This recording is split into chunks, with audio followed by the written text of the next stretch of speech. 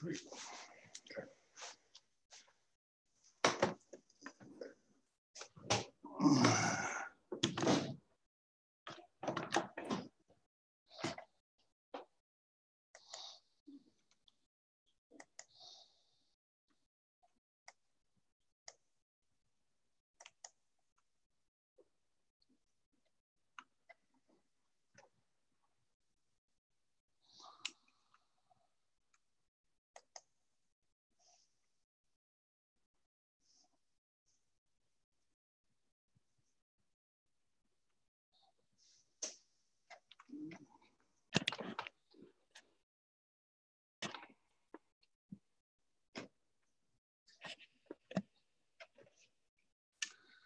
Okay.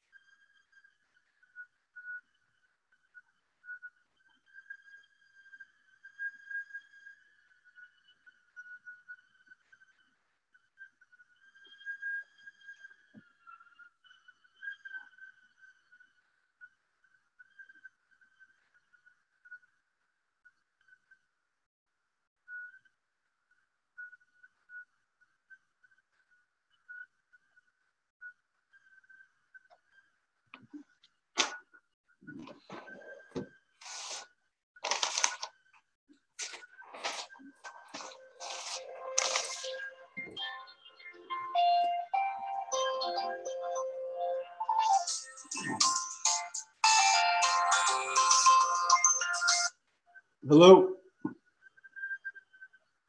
Yeah. What's that? Oh, okay, okay.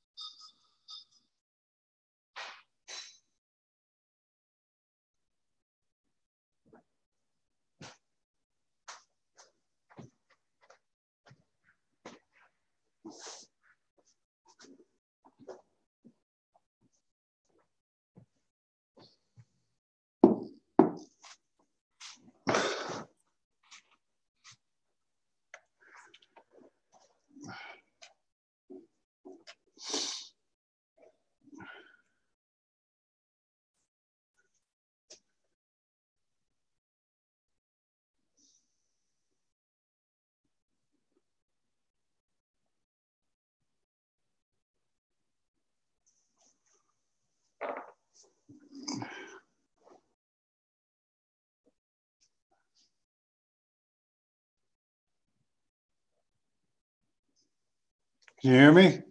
Can you hear me? Can you hear me? Testing. Yeah, you can hear me. Can you hear me? Can you hear me? Testing.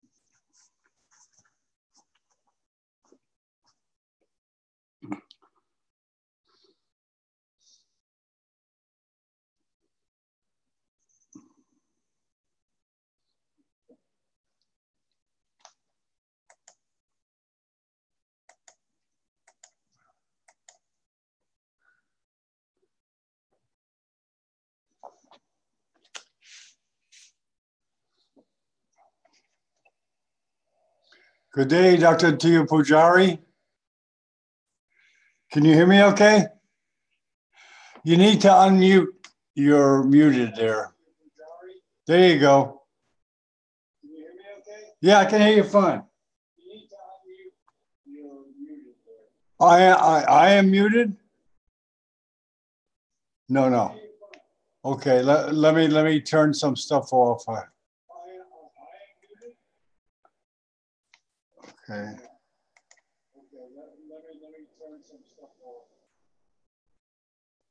Just a minute. Let me get it set up.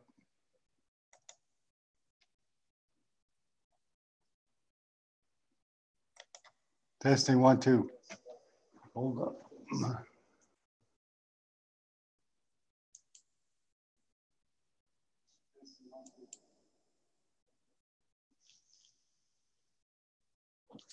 How you been doing?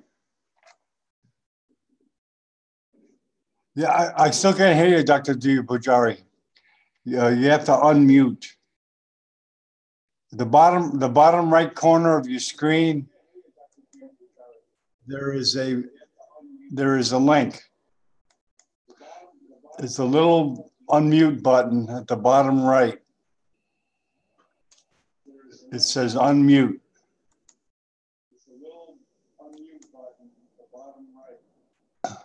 There's a picture of a microphone.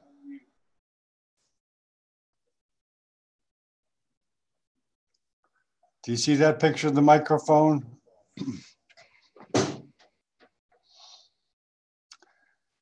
The bottom right.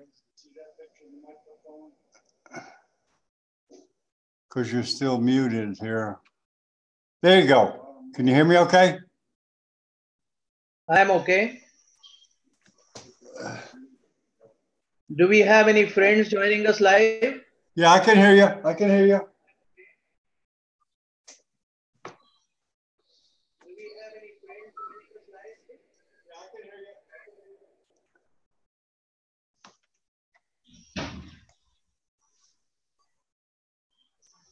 Oh, I see. Okay. Now, can you hear me okay, Dr. Diabujari? Yes, I can hear you well now. Okay. Yeah, I need to turn my volume up.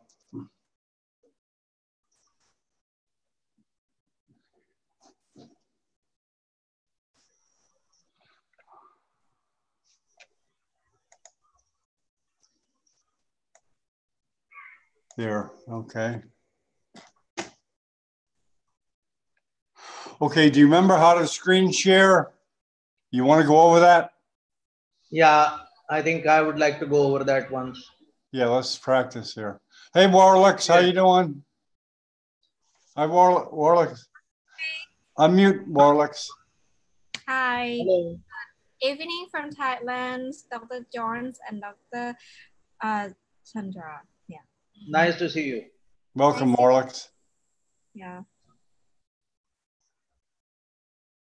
So waiting for beginning. Okay, we're just going to go over. You know how to screen share, right, Warlocks?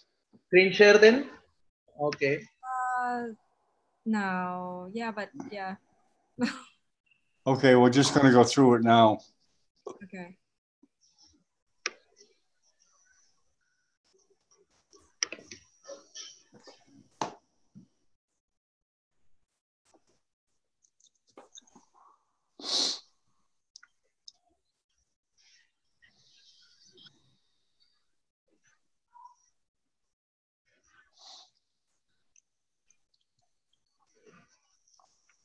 There you go. Okay. Yes, okay.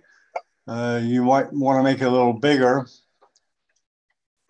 Yes. You can see it. You can see it, right? Right. Yeah, Is that perfect, better? perfect, perfect. Now, you want to move forward, go forward and slide to make sure you can do it.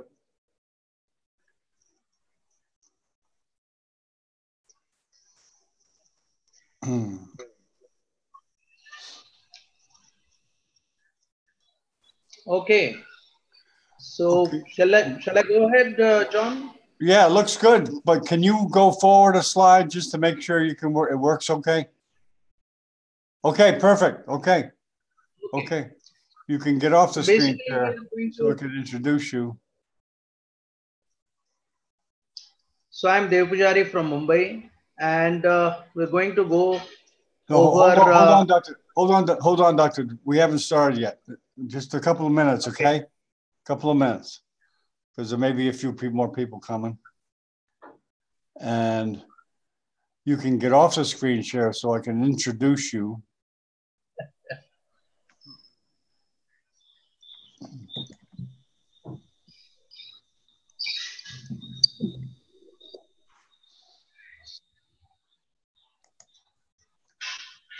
Okay.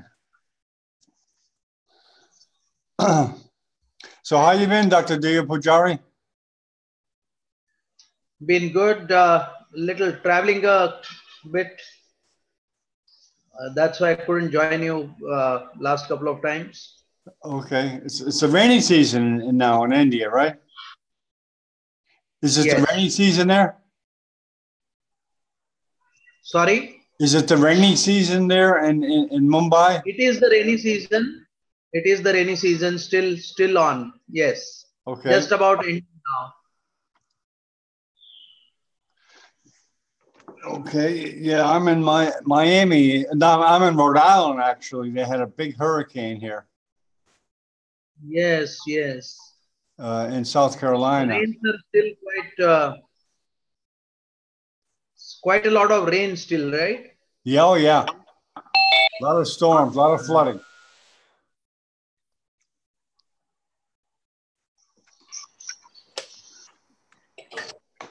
All right. We have somebody else joining us.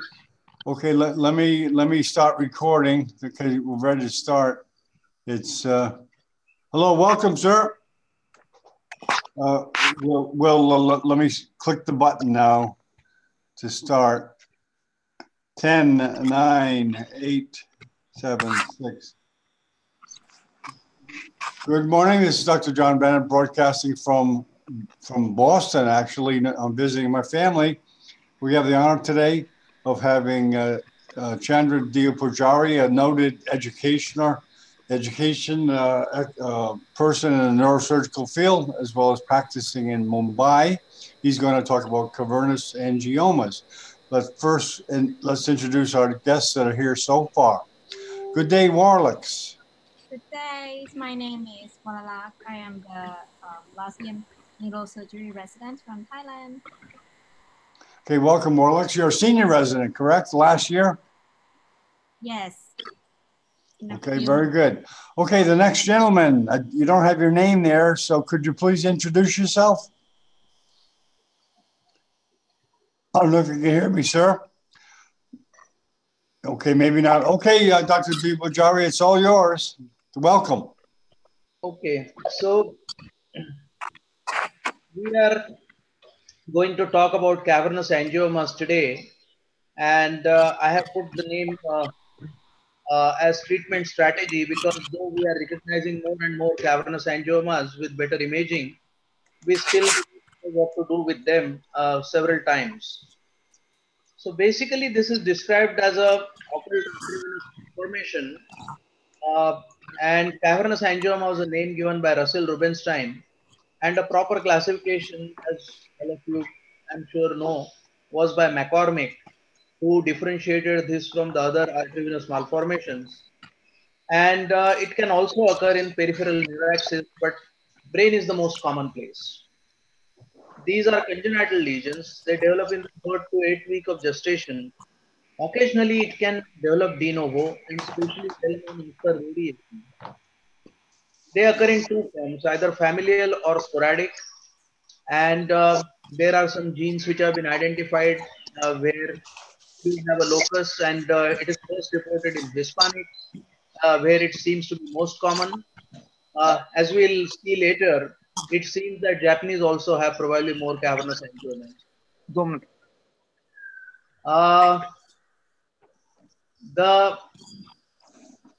There are several studies which are talking about several factors which can result into cerebral cavernous malformation, and co-expression of tissue factor IL-6 in the immature endothelial cells seems to have been seen in several of these. Once you have seen it, you can't miss it. It is a well-defined discrete lesion, mulberry-like, dark red or purple, and cut section shows like honeycomb. And the most important thing to remember is that almost 25% of them are associated with venous angiomas, which can occasionally cause problems in operative management. Microscopically, you will see that it is irregular sinusoidal spaces with no intervening neural tissue. And you can have hematomas of various stages, which is the most characteristic of these lesions. And focal calcifications can be seen within this. And this is typically what you see on CT scan. To tell you frankly, during our residency days, when the first generation of CT scan was available, we never saw any cavernous angioma. And it is only in 90s that this entity became much better identified on imaging. Once we saw it frequently on CT scan, we could recognize it. It looks like a typical popcorn appearance and very, very little enhancement. MRI, of course, has high degree of accuracy. It is a well circumscribed lesion. The typical thing is hemorrhage of various stages is seen, occasional calcification, and hemosiderin ring is characteristic. Any questions? Do you have any questions, Warlix? I think the sequences which give you the best idea about the presence of a cavernous angioma are the GRE sequences, and more recently the what we call SW sequences, susceptibility weighted MRI imaging. Typically, 5 types are described. The classical type, which is Poplon, the acute type when there has been a recent hemorrhage, punctate type, which is very characteristic in familial ones, and you have a chronic one where there have been several hemorrhages, and you have this kind of a lesion, and very occasionally you get a cystic form, and I'll show you later that you can have a completely ossified or calcified cavernous angioma as well. Though they are angiographically occult, sometimes it may not be possible to diagnose them only on CT or MRI. So when the patient first presents to you and you have a dilemma as to how are you going to tackle this, I think an angiogram is necessary. This is one of our boys, 8 years old, who came with this hemorrhage, referred to me as a cavernous angioma, and you can see an arteriovenous malformation is seen here, which was tackled by stereotactic radiosurgery. Clinical presentation most likely is with hemorrhage, which comes to our notice. Seizures is another common mode of presentation. Progressive neurological deficit is seen in a few patients who have clustered hemorrhages that they keep on bleeding very frequently.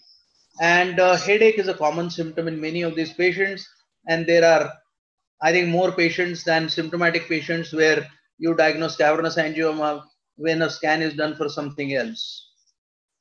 What is the rate of hemorrhage? I think this is something which is being discussed several times, and we'll talk about it a few studies later.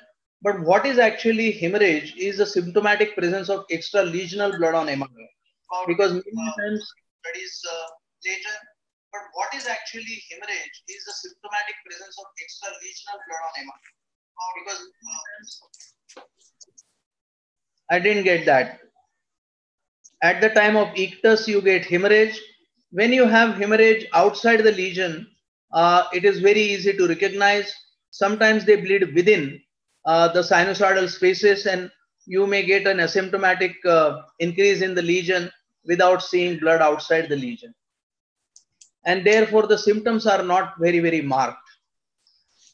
How frequently does it happen? I think common figure which is quoted is about 4% per year, which is as much as an arteriovenous malformation. What about the size of the region? I think some papers have shown that more than 10 millimeter lesions bleeds much more often. There is a much higher bleeding rate in patients below the age of 35. And as we'll see, that brainstem cavernomas bleed much more commonly. This is actually a paper which has meta-analysis of 1600 cases which came in Lancet last year, which has shown that almost 14.5% is the risk for patients who have as a general. And if you look at the location, you will find that a 5-year bleeding rate of almost 40% in brainstem lesions versus about 18% in non-brainstem lesions. So site also seems to matter quite a bit. And I recently had a presentation. I think this is not published yet, but the Japanese data of over 200 patients have actually shown that non-brainstem hemorrhage rate in Japan is about 20%, while the brainstem hemorrhage rate is about 28.6%. So depending on how it looks on the MRI, Zavramsky from Phoenix has actually done a classification type 1 to type 5, and it seems type 1 and 2 tend to bleed much more than the other ones. You have actually this paper which shows that you can predict hemorrhage rates based on Zavramsky's classification. So what are our management options in this condition? We can either continue to observe a patient, we can go for a radical excision, and what is the role of radiosurgery? I will start in a reverse manner. I think observation and follow-up is usually advised to patients who are asymptomatic, incidentally detected lesions, and occasionally even symptomatic lesions in the deep area which are inaccessible without causing any major deficit. And if there has not been more than one bleed, usually we wait. There is also a feeling that familiar and multiple cavernoma cases tend to bleed much less, and therefore you don't check every cavernoma in these patients. And how frequently you do MRI? We usually see them 6 months the first time they come, and then every year. You can occasionally get a completely calcified cavernoma like this girl. So we'll look at a few cases now as to how do we tackle them. This is a boy who came to us with a diagnosis of cavernous angioma in the cerebellum. You can see this. And what we thought was very important was the venous angioma which was associated with it, a typical spider, which has been confirmed on actually the DSA, which was done afterwards. And we are just observing this young man for last 6 years or so. Very rarely you can actually get giant cavernomas with multiple bleeds, and this is one of such patients. Actually, this is an infant, 11-month-old child who was referred to me for progressive hemiparesis and possibility of a tumor, and we excised this as you will see on the next scan. It was through a middle temporal gyrus approach and large cavernous angioma, which is gradually coming out. Multicystic variety, multiple areas of hemorrhage, and you have a very clear margin to this, which is allows you to dissect it out properly. So that's the typical mulberry kind of a thing you get out of this, and the whole cavity is then lying bare. We've been able to take this out completely, and this boy actually improved quite well. And this is the post-operative MR, which shows a complete excision of this lesion. His hemiparesis has gradually improved, and there has been fortunately no seizures in this patient. When do we offer radiosurgery? I think this is very controversial. Stereotactic radiosurgery has been found to be useful by Kondozilka and colleagues way back in 1995. The main problem is that there is a high association with radiation injury, which has been shown by others. And the most important thing is the decrease in hemorrhage is not well demonstrated. In fact, it is shown that in the first 2 years, the rate of hemorrhage is higher at 8% per year in the 200 patients which were treated at Pittsburgh. And there is no way you can see obliteration of the lesion like you see in arteriovenous malformation. And therefore, there is a lifelong kind of risk of hemorrhage, which you cannot say has been completely eliminated. Recent meta-analysis has actually shown, I think this is a patient, this is a single center study from the same study I was talking about, 58 patients from Kondizolka, which has shown this.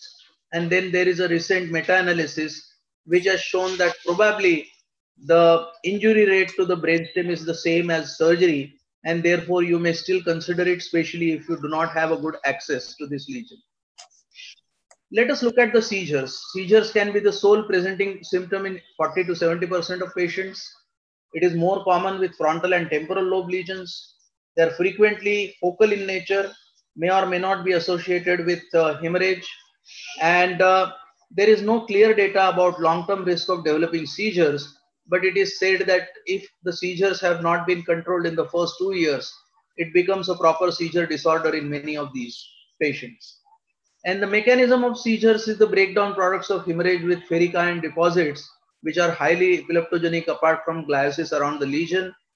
And the biggest problem comes is if you have a patient with multiple cavernoma with seizures, which then has to be investigated properly like a seizure disorder before we decide how we are going to treat it. So this is one of the patients whom we treated recently, a 9-year-old girl who presented with headache.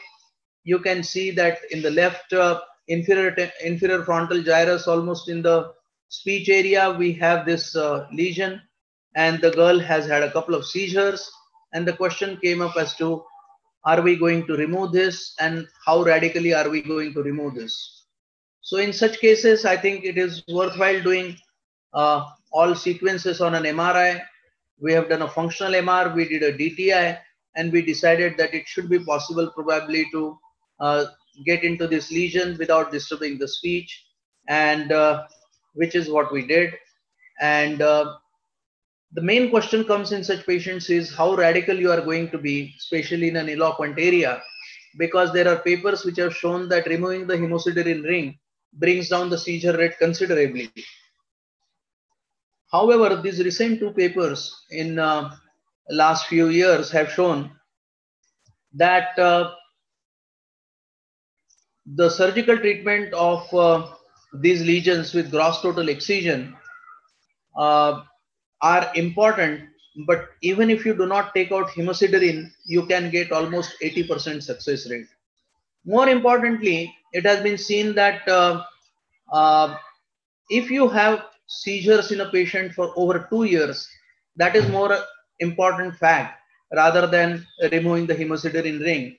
And this has come out in this paper by in Journal of Neurosurgery recently, which has shown quite well that surgery should not be considered as the first line treatment, but if it has to be done, we should try and take the lesion out completely. Hemosiderin ring may or may not be taken out, because the benefit of hemosiderin excision is not significantly different from that is gained by seizure duration before surgery. Lesion diameter more than 2 centimeters and seizure duration more than 3 years has been found to be definitely important. So in this patient, we are operating on this girl with lesion in the inferior. So you use a transsulcal approach, nearest sulcus is open.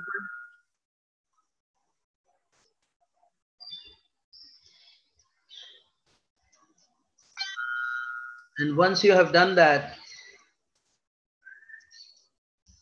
you have started seeing the lesion now. So I'm trying to go around it.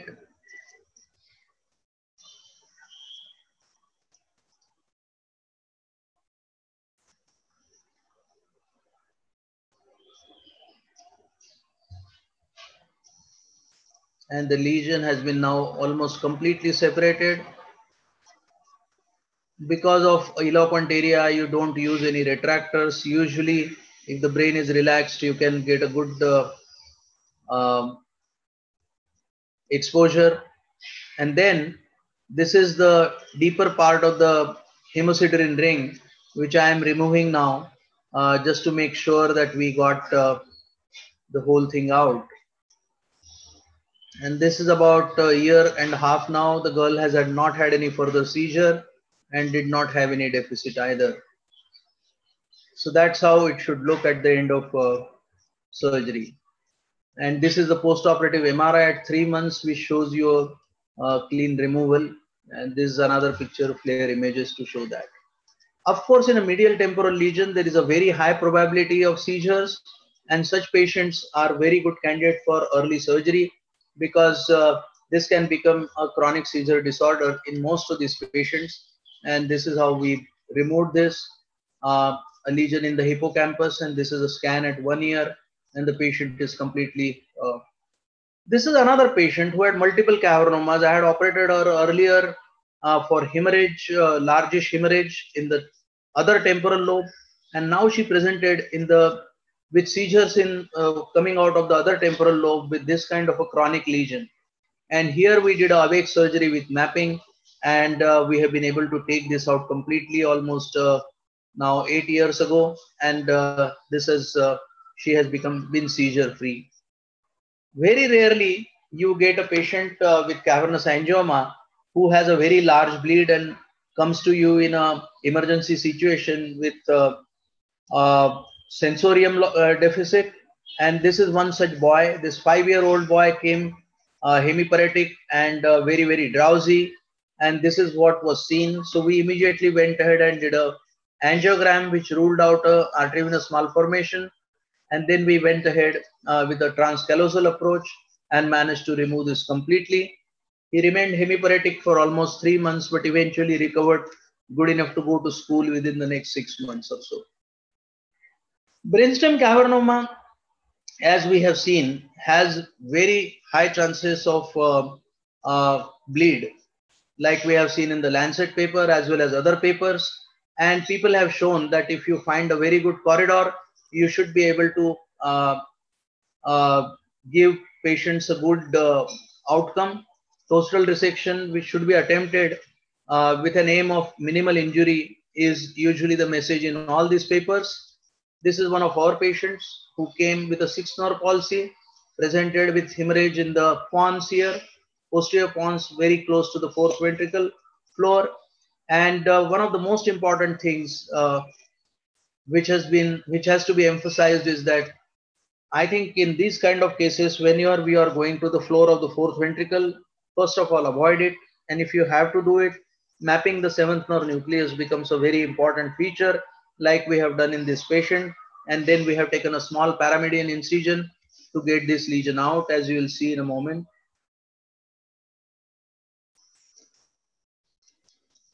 So this is where we have exposed the brainstem. We are not seeing a definite staining. If you see staining, it works. This is a little largish probe, but we usually use ultrasound to make sure at all subcortical places. And I'm using a needle knife now to arachnoid knife to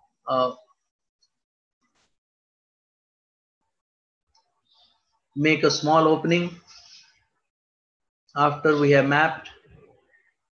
And you can see that the blood products start coming out pretty soon.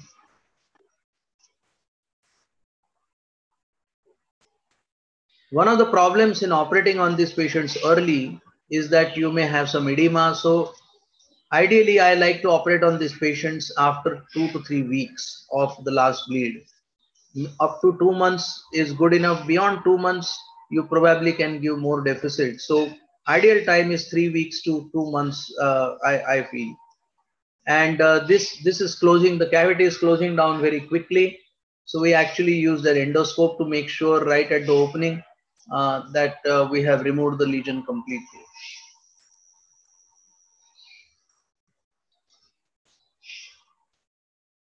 Right.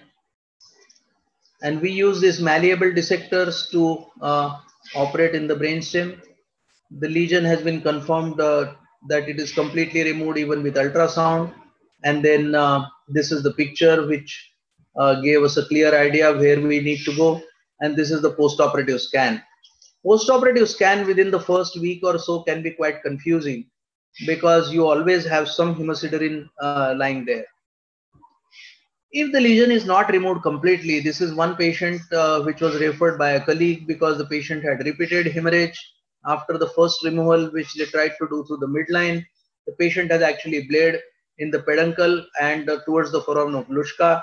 So here we went and we did a proper CP angle approach to remove this lesion.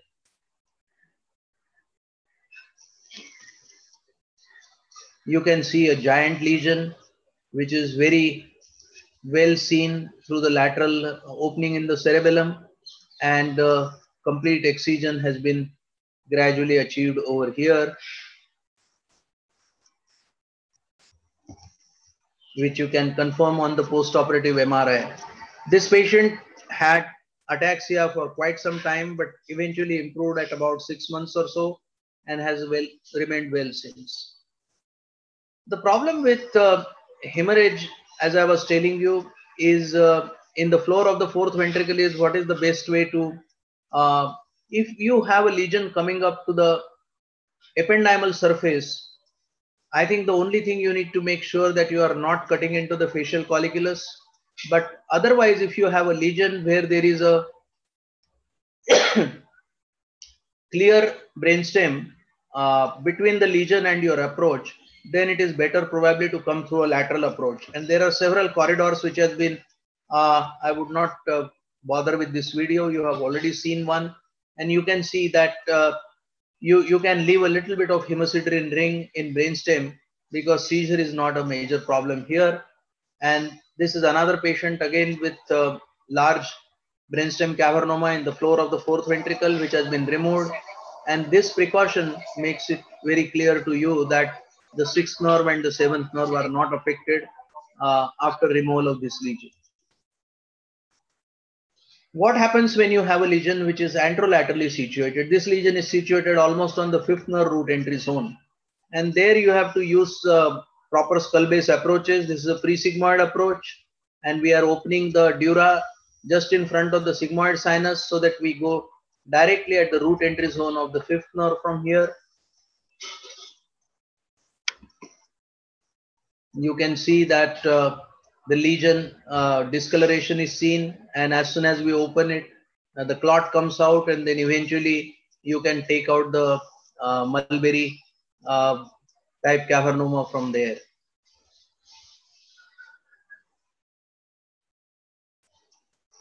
And you can do it without much of retraction if your approach is correct, and that is what is most important. This patient had sixth and seventh nerve paresis pre-operatively, which remained for almost 6 months, but eventually his seventh nerve completely improved. His diplopia took much longer to improve though. This is the post-operative MRI, which we typically do at 3 months. This is another patient. When the lesion is actually in the midbrain, it is near the superior colliculus, more onto the left side. And for this kind of a lesion, when the patient first presented, we thought that we can probably wait and see, because we have no direct access to this lesion without causing permanent neurological deficit. But while we were thinking, he rebled, and at this time the ventricles dilated and the lesion was protruding further up. You can see that it is coming up into the third ventricle floor, and that is what we use. We use the corridor of transcallosal approach, surgical approach to thalamic lesions by the superior approach, that is the transcallosal approach, is well described. We're opening the corpus callosum here.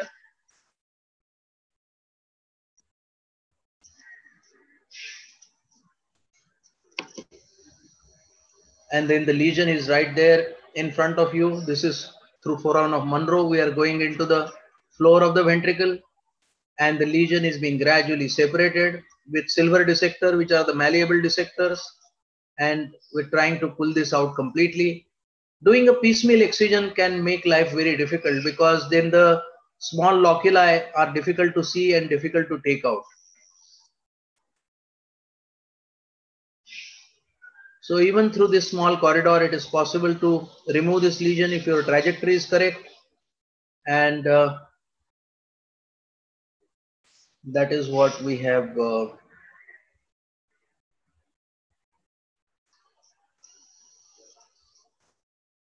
Right, you can see the whole multiloculated thing has come out.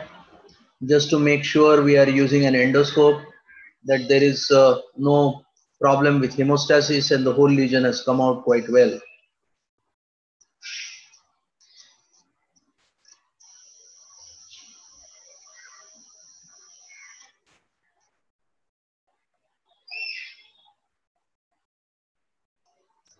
Okay.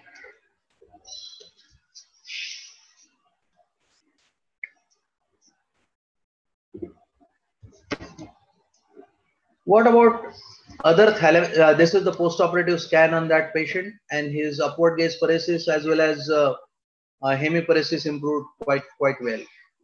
This is a patient with thalamic hemorrhage. He is actually a professor, teaches English in the college, and presented typically with mild right hand weakness and speech deficit.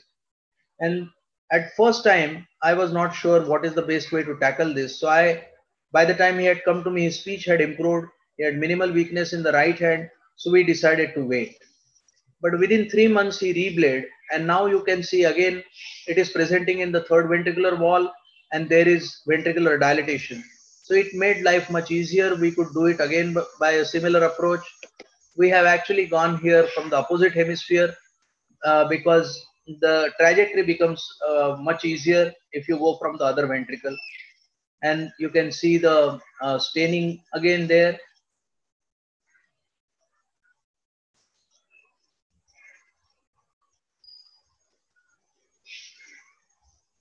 Malleable retractor being used to cut through the flimsy ependymal layer, and the lesion is being taken out.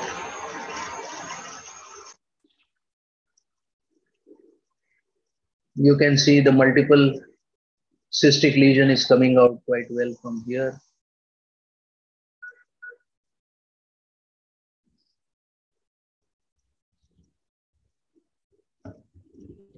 So that's another approach which you can use. You can see the post-operative scan with a good clearance of the lesion. This is a recent lady who has come to us, and another lesson to learn. So she came with a lateral medullary, pontomedullary kind of a hemorrhage, and she presented only with tingling numbness on one side of the body and was relatively intact. So we thought we'll wait. But again, within a very short time, she rebled and she came with mild hemiparesis. At this time, we decided to go ahead for surgery. So I am trying to go through the CP angle approach, and that is the vertebral artery. And I can almost see where the anteriorly the lesion is situated, anterolaterally the lesion is situated, and we have made an opening and we are able to remove this lesion. However, we usually in brainstem cavernomas, though it has been confusing, we have been doing scans the next day. And you can see on the scan, you can still see the one lobule of the cavernous angioma. And with our previous experience of rebleeds, we suggested to the patient that it is better to operate immediately and remove this. And this is what we have done. The very next day, we have gone ahead and through the same corridor and removed the lesion completely, which was in a corner. So probably a more anterior corridor would have helped, but we thought the morbidity was higher and we managed to remove it through the same corridor. The remaining nodule is coming out from this. That's the last bit.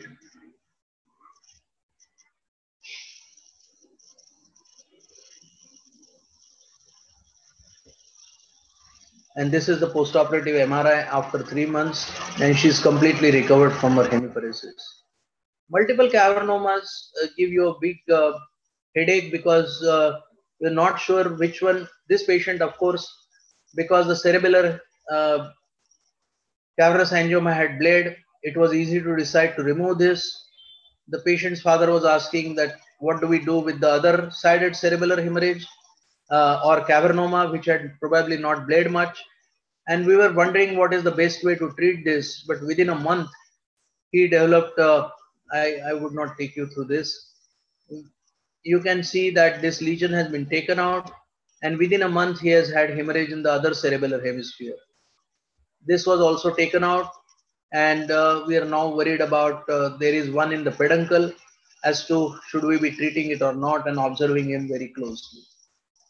So in summary, I would like to say that surgery is required for patients who have had recent or hemorrhage, patients who have had recurrent bleeds, and especially clustering of events.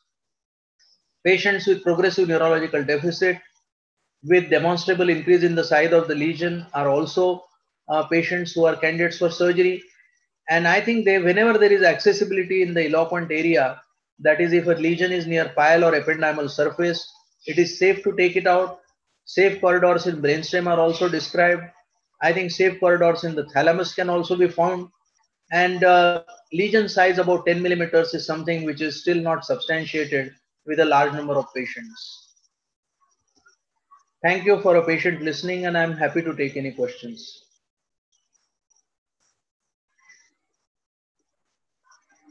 Okay, I finally got unmuted there. Thank you very much for taking time on a Sunday, Dr. Diya Pujari, for both the panelists and for the people watching on YouTube. Excellent presentation. Let me briefly first introduce some people that came a little late.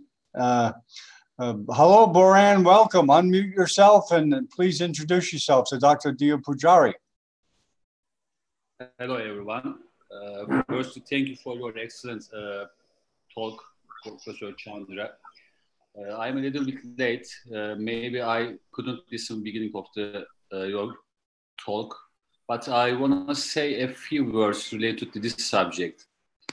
Firstly, Porter et al. Published an article at 1978,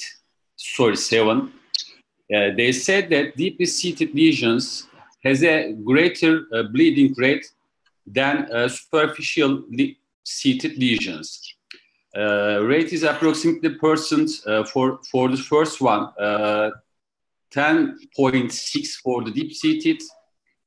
For superficial ones, 0.4% for bleeding rate. And the second point, Konziolka et al. At 1995, they said that in their published paper, they could have ancient bleeding or not. This is not important. They said prospective bleeding rate is 2.6. And the third one, related to the subject, Robinson et al. Says that if the patient pregnant, bleeding rate is higher. This 3 point is important, I think. Maybe Professor Chandra said that, but I couldn't listen. And related to familial cavernomas, mostly familial cavernomas are multiple.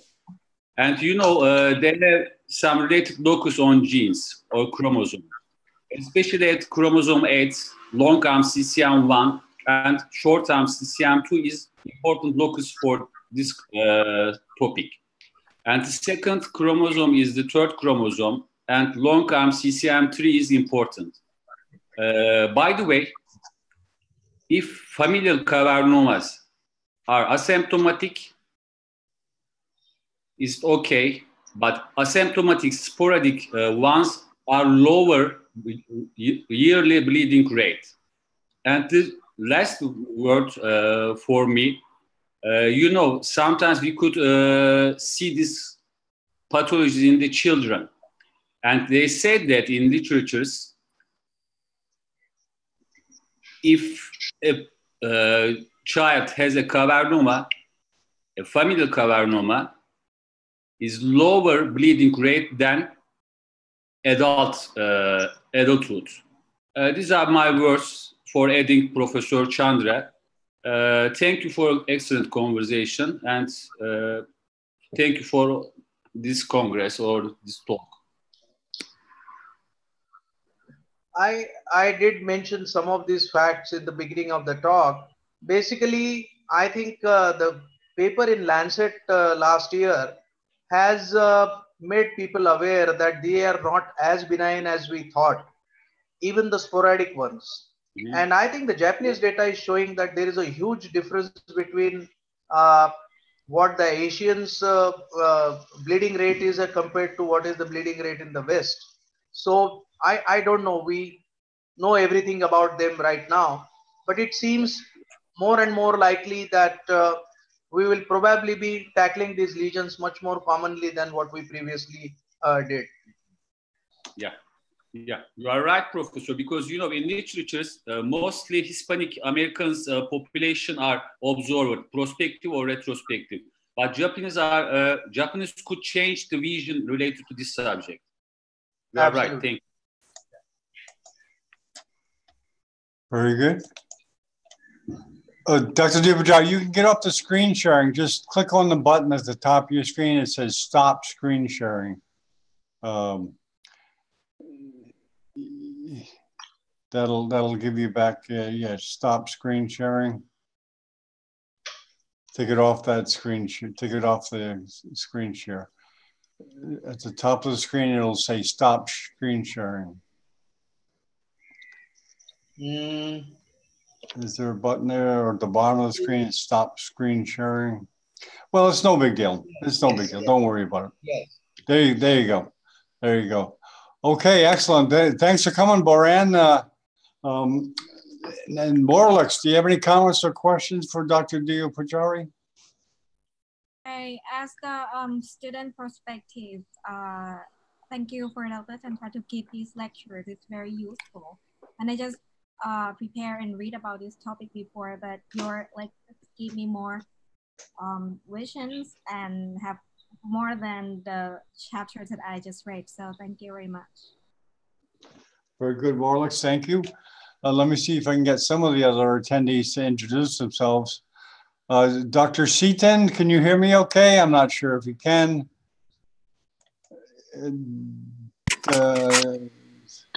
Okay, yes, could you please introduce yourself? Yes, doctor. I'm first time I entered this thing, and I'm very glad to see your meeting. And okay. For the cavernomas, I don't want to say too much things because I'm just watching. Okay, no problem. And welcome. You're welcome to come to any of the presentations. Thank you. Okay, very good.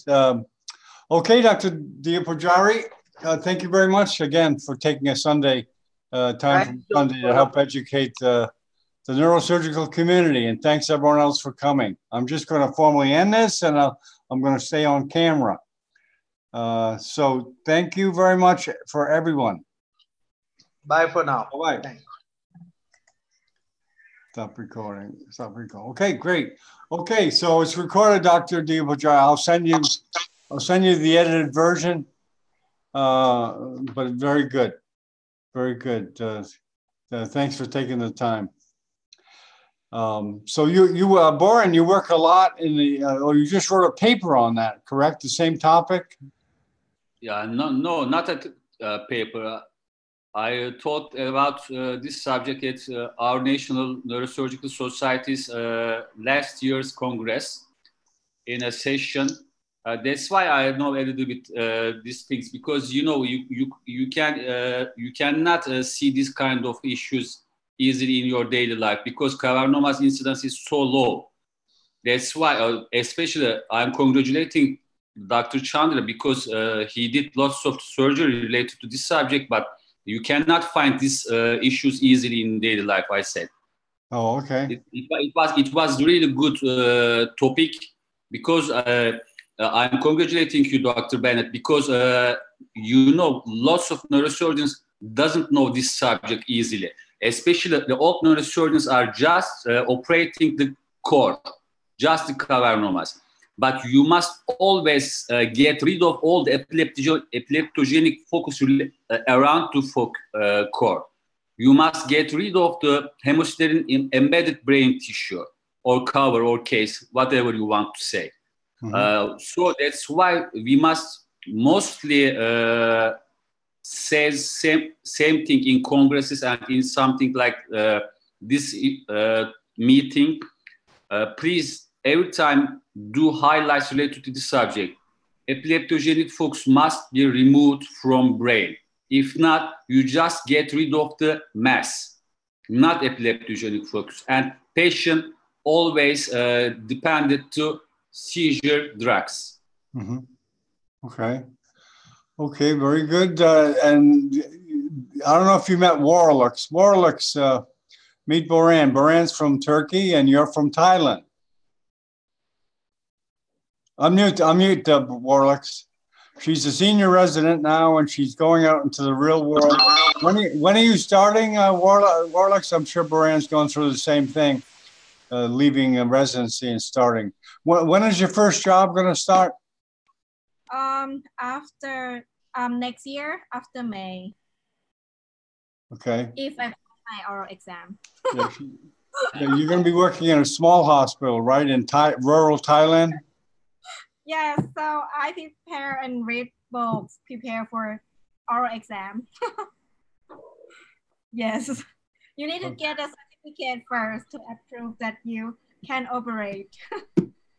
Right? Yeah, well, when you're a neurosurgeon in a rural area, you have to handle everything, right? Or do you refer? Do you see them stabilize and refer?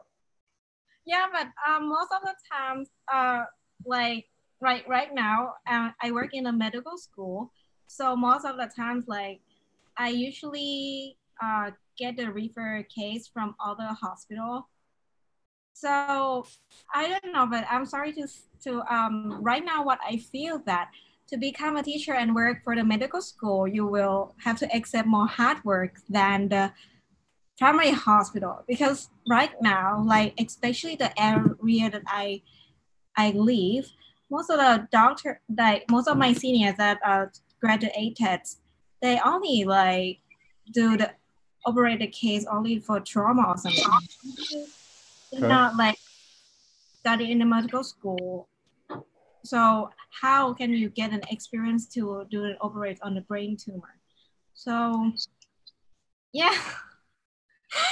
Yeah, because It will take a little bit time. Be relaxed. yeah. So for me, my plan after that I finish. I think right now the trend for the world is changing. You cannot be only the general, so especially for girls. So of course I cannot like stay awake for every night to handle all the trauma. So, but of course it's very important. You can you become a neurosurgeon, so the trauma or vascular is very important. But yeah, so keep working on that. Do you have any suggestions or any advice for residents like me, Dr. Boran? Yeah, Warlax, maybe remember in our last meeting, I said that if anyone who wants to come to Turkey, to my clinic, they are free to come. Just type to me and say an appropriate time for coming to me. You can be a second surgeon in my operations. You can get in the operations with me, and I can help you to do some operation. Because in Turkey, rules are related to us. We are not United States. We don't have so strict restrictions. Because I'm your governor, I'm your chief in operation room. That's why I can give a part of surgery to you. If you want to come to our clinic. If you don't want to come to our clinic, if you want to just continue in Thailand, especially in your last 6 months, you must get in all the operation, night, evening, afternoon, every time.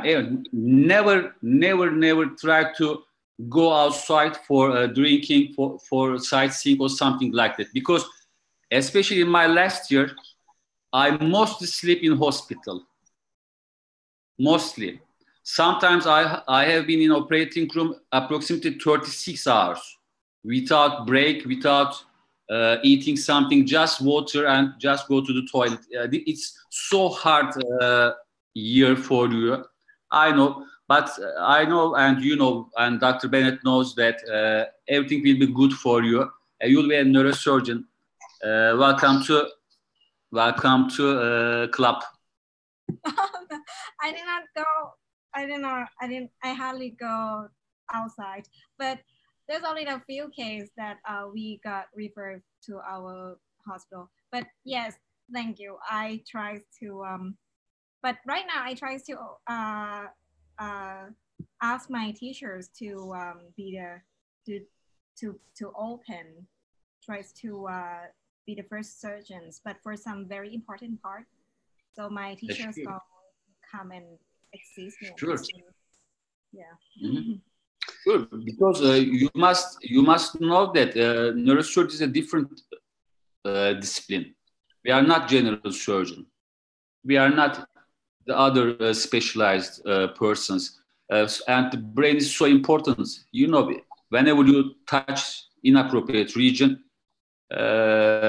results can be catastrophic for the patient. That's why your teachers don't give all the operation time to you, because it's like a learning cycling or like a learning car. First is slowly, and then being faster and faster and faster. This is like a life. This is like a life. Yeah, but I do not rush. I mean, but every time when I attend a case, I mean, especially big case, I'm excited already. But I do really, if I have an opportunities, I would like to go and see you for real in Turkey. Yes. Welcome, welcome. Whenever you want. Yeah, after May. Whenever you want. This is the kind of thing I like to see, interaction on these webcasts.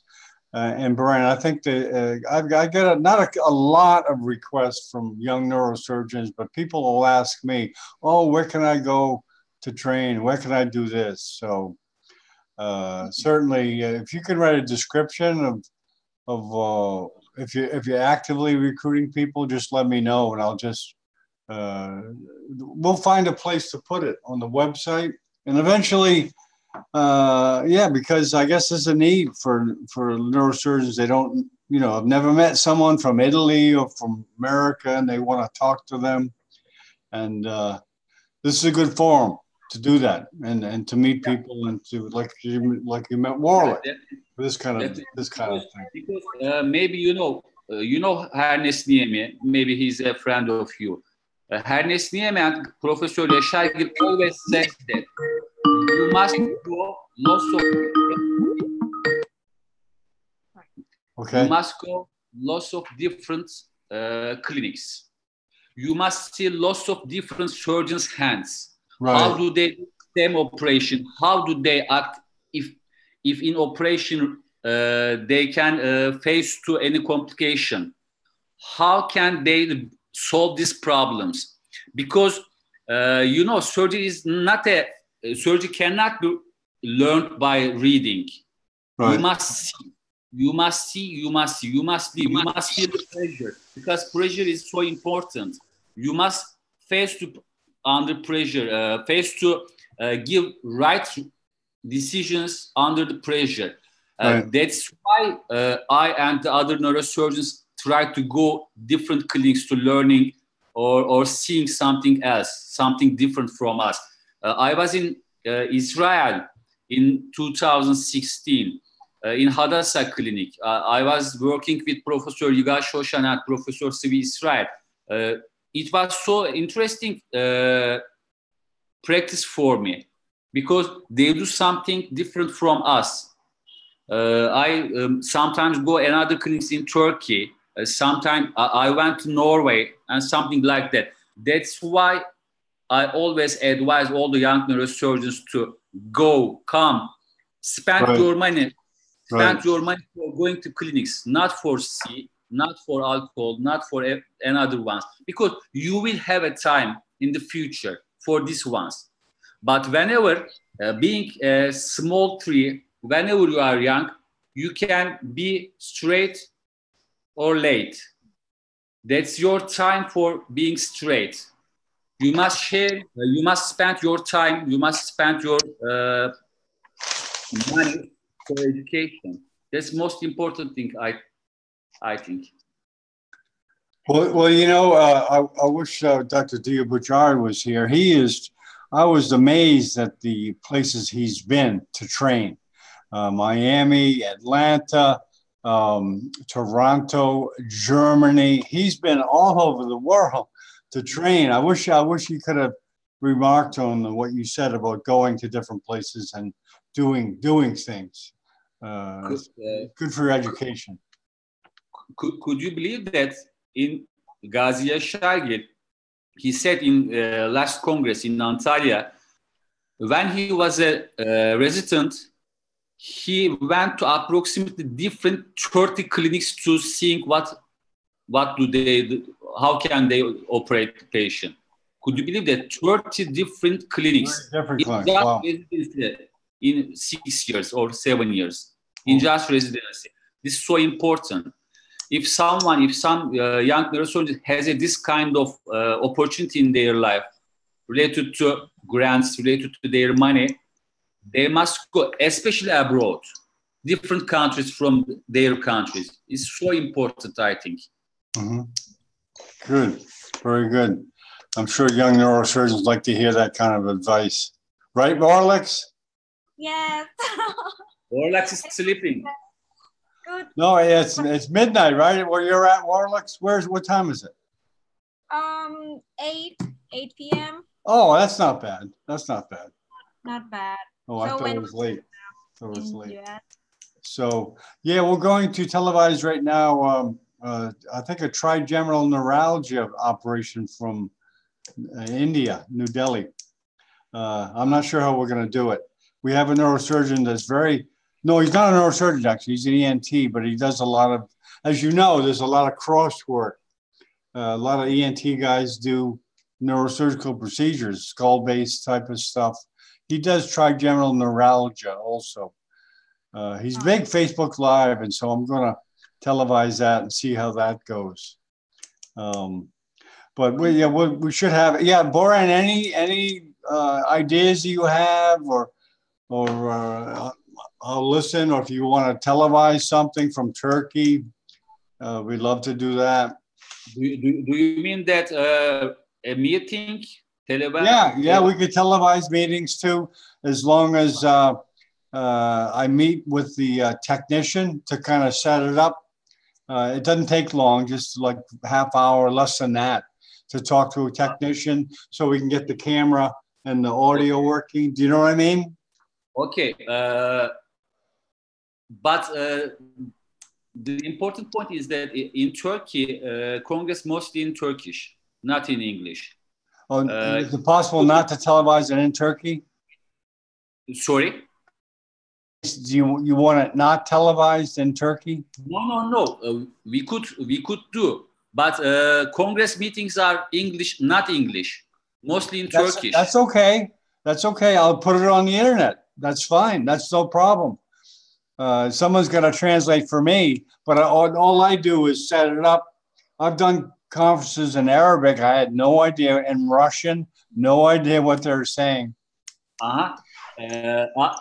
We had a society related to surgical anatomy and technology.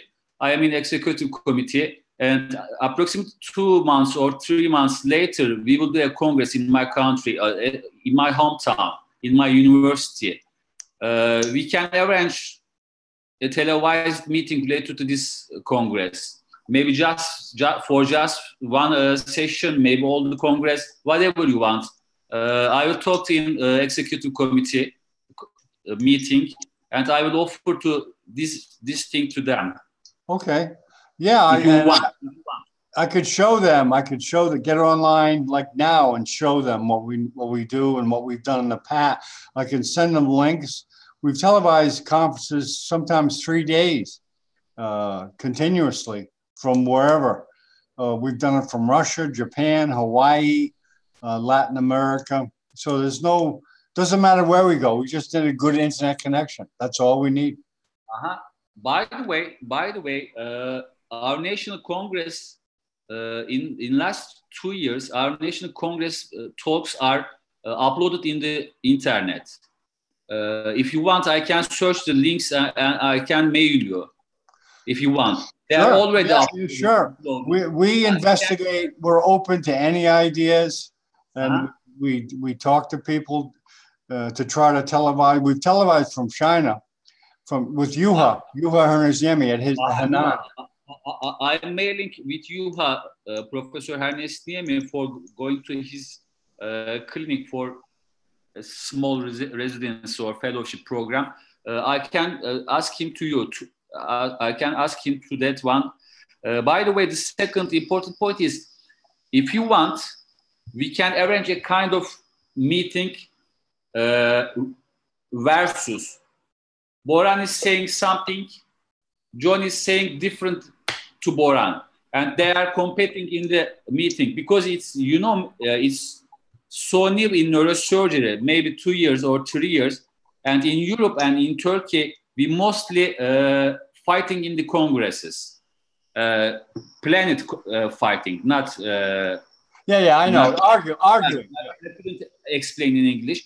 Maybe our next Sunday meeting, maybe second or third one, we can arrange this kind of meetings. You know, I mean, my hometown is at the south border of the Turkey, next to the Syria. That's why I'm seeing lots of civil war injuries. Okay. If you look at the literatures, they mostly say that you must operate that one, you must not operate that one. But in our daily practice, we notice different things from literatures, because we sometimes don't operate some kind of missile traumas, but literature says that you must operate. This is so strange to European people, maybe to American people. Maybe we can arrange this kind of meeting. I can arrange a kind of patients' tomographies and CTs or MRIs and patient clinics and some operating scans. And we can discuss the other neurosurgeons in different countries, maybe from States, maybe from India, maybe from Thailand, and something like that, if you want. Sure. Well, I'm open to any ideas. It doesn't hurt to try something. If it works, continue. If it doesn't, just stop. That's all. So we've got the equipment, we've got the technology. Why not use it to try different ideas? And I have a second idea. Maybe we can do residency programs. For example, Warlocks can share one of her operation. Okay. MRIs, patient's clinic, operation, results, outcome. Because they can, this can encourage them. Because, you know, in resident mostly do small talks in small congresses. And mostly their teachers are preparing their talks. Their teachers are just checking their talks. But if we do that, Warlocks can prepare a patient for us. Okay. And if she believes that we are a friend of her, she doesn't feel hurted by us. We can say that, Warlocks, this is not true. You must do this kind of things in different way, and Warlocks can grow in her mind. Okay. We must do residency meetings too. Yeah. I think. Does that sound good, Warlocks? Yeah, just like pre-operative planning or something. That's great. Like we prepare the case and like tell the teachers like what we are planning to do, and they can comment about our idea. It's like pre-operative management. And I like to, if there are some other residents from other country, and so we can see. So because in this panel we have a lot of like teachers that come from many countries, and I feel interesting. I feel exciting too. Like if there are many residents from many countries in the case, and we have a lot of great teachers from other countries to comment too. Hi, Ron. I like to hear a lot of comments from. Good morning. Teachers. Well, good evening to you. For oral exams too. So yes, that's very important. Yeah, it's 9:30. Yeah, we just got finished. We're just kind of chatting after the bring it on. Like webinar. Yeah, no, what? Borax. Yeah, of course. What I was going to do is essentially, you just do what you do. You don't even know we're there. I'm just going to open a Zoom and do a screen share. I cannot hear you. So in other words, televise it. So you really don't have to do anything. just do your show, and I take it and put it on the front page of Neurosurgical TV.